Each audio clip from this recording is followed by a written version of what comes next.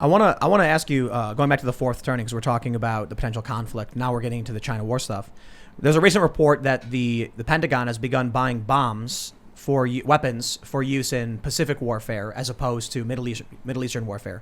We saw a report that the U.S. Air Force started spreading out its resources to various islands throughout the Pacific because they were concerned about single points of failure. And this was reported as being in preparation for a strike from China.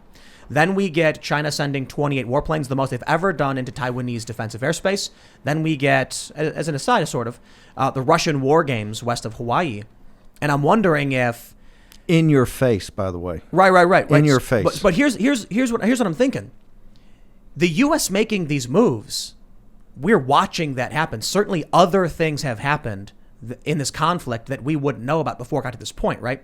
I guess I'm wondering if these physical and overt signs we're seeing from the Chinese strike groups in the Taiwan Strait, these warplanes, to the U.S. making these moves are signs that it's become so obvious war is coming. They're making moves in our face. So I said back on Breitbart Radio in 2015 when they had the problem with Japan, and remember they cut the rare earths off? No. Yeah. They cut. So Japan, they had a problem with in the East China Sea with fishing trawlers and fishing, I think it was, and the Chinese cut Japan off of rare earths, which means no semiconductor business, no electronics business.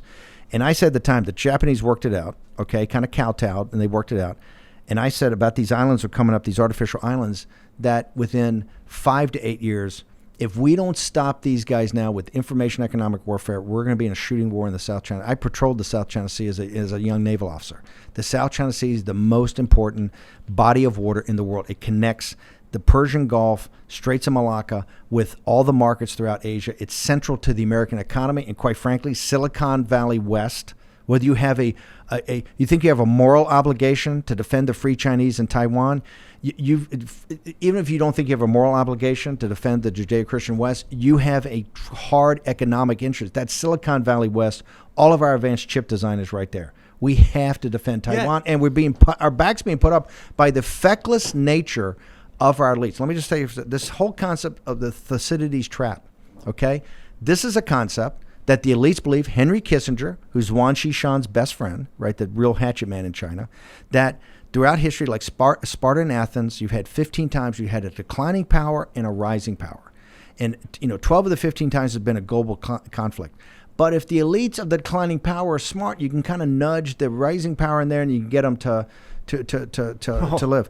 I heard that it was Jake Sullivan said after we won in 2016, one of the things he was telling people, I think Fareed Zakaria told me this, that he had said, hey, the one thing that Bannon got right in this thing is that we're not the declining power, right? We're in decline by our managed lease, but we have all the cards right now. We have the capital markets. We have access to the dollar. We have access to our technology.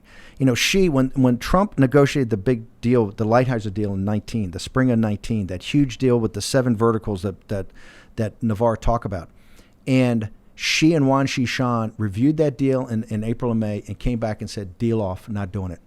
The deal was basically it would restructure the Chinese economy to bring it into the world. It would stop their state-owned industries and really destroy the slave labor and make the whole. This deal was the best deal we would ever get with the Chinese to integrate them into the world economy. Lighthizer and Navarre negotiated it. The Chinese reviewed it. Lee He was the guy. They went back and they looked at it and they said, upon further review, this is a port treaty. If we do this, we will always be subservient to the West, and we're not going to do it. He told people internally, we are 20 years still behind the West. We have to steal most of the stuff. So we have to expedite this. We have to get on a 5-year program because we're at war with these guys. And we're either going to kowtow to them or we're going to be able to stand up and we're going to be able to dictate the terms. And that's in the spring of 19 and this is, remember, so many smart people have said this, is that geopolitically the most important thing, they actually talked about technologically decoupling from America, that they would have their own Amazons and their own Googles, and they would not be for our chip design and all the advanced engineering that we do that they still need. They said we're going to get all off of this because we still kowtow to the West. So that spring of 19 is one of the biggest inflection points in this conflict, right? And everything Biden's doing today is all just this. It's just all happy talk. You saw the meeting with Blinken, yes, where China said you're not in a position of strength. You are not coming to us from a position of strength. So I guess just to reiterate, you mentioned we may come to the point where there's kinetic war. Let's talk about the Blinken meeting, because they're all about face and formality. Tony Blinken had, by the way, he's totally compromised. He was part of the University of Pennsylvania and Harvard and these things. Jake Sullivan taking money left and right from the Chinese Communist Party to fund these Ivy League universities. It's a disgrace. And I say that somebody's a Harvard graduate. It's a disgrace. You're taking blood money from Lao Beijing. The money doesn't come for free. It comes off the sweat of some of the most decent people on this earth. That's where the money comes from, the criminal class on Wall Street that's in business with them and the universities to take that money. Blinken reads his little 2-minute formal thing. Tiger Yang sits there for 20 minutes and lectures him. You're not telling us what to do. You have no moral authority what to do. And the reason they're able to lecture is they don't fear our elites. They don't fear our elites. And that, I'm telling you, symbolically throughout the world, everybody took notice of that. Because the Biden administration, what he should have done is said, hey, thank you very much. He should have called Biden and said, get the plane on and come home. No more meeting, no more talk. This is the humiliation of the West. They know our elites are feckless. They know they're weak. And more importantly, they know that they're bought in. We're a tributary state right now. We ship, the trade deficit this year is going to be $1 trillion. We're financing their military. We're financing their attack on us. Well, here's what happens. We ship over raw materials and beef and soybeans and timber and coal and oil and all that. And they ship back advanced manufacturing products that should be here in the United States of America. And guess what? They may cost a little bit. Is that the end of the world? Is the end of the world that this thing's going to cost a little bit more? Is the end of the world that the product, if you've got good paying jobs and families with good paying jobs, right? And the wife, if she doesn't want to, doesn't have to work, but can sit home and raise 3, 4, or 5 kids. Okay. Is there some law of physics that says that it's terrible to have to pay more for products? No, it is not. No. If wages rise, this is the central dilemma. Our elites are compromised. They're weak. And our enemy, the biggest existential threat we've ever had in the nation's history, understands that they're weak and feckless and understands they've been bought and compromised. So you've mentioned they're compromised. Is it possible then that they're just fumbling on purpose so that we avoid Thucydides' trap and China just kind of wedges their way in and we falter? I think it's not fumbling on purpose. I think it's part of they don't want to confront anybody. Look at Henry Kissinger now warning us about a Cold War. We're not in a Cold War. War is 3 parts, as they tell us in unrestricted warfare. You have an information part / cyber and an economic part and kinetic. They're at hot war with us on information warfare and cyber. They're at a hot war with us on economics, okay? That is not a Cold War, that's a hot war. Thank God we haven't inexorably slipped to the kinetic war. You know why? Here's who's going to pay for it. The people in my destroyer were all working class people.